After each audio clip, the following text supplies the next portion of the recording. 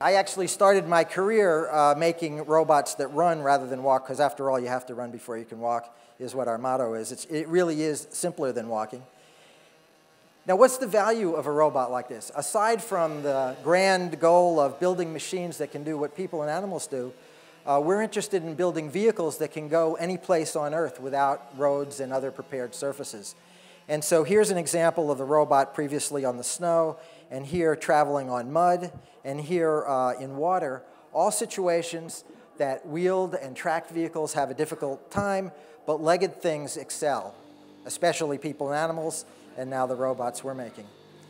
This is a follow-on to Big Dog, which is a bigger dog. It weighs about 3 times as much and can carry about 4 times as much as Big Dog. And we're just getting this out into testing, so here it is out in the field. One of the things you may notice is that there's a guy walking in front, and Big Dog has a perception system that's looking at that guy in front and going wherever he goes. So there's no driver. The robot is just following along the same path in the terrain using a variety of sensors, and the whole time it's using leg sensors in order to react to variations in the terrain so that it can keep its balance when it goes. In the lab, we're working, this is the same size and weight as what you just saw in the field, and we're working on dealing with obstacles like logs, and also teaching him how to get up when he falls down, which is an important ability. If you're really going to go out and do a real task or a mission, your robot needs to be able to tolerate that. We're also working on a human form robot.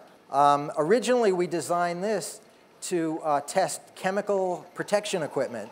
So we're doing this for the US Army, and they're interested in having a thing that can go into a place where there's real poison gases and determine what the behavior of a suit is. So this robot's the actual size and shape of a 50th percentile American man.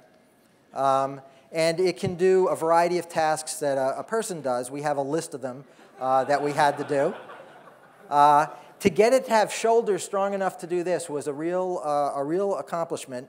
In fact, all the mechanical design to get all the behavior and the functionality that's packed into this thing to work right is a real challenge.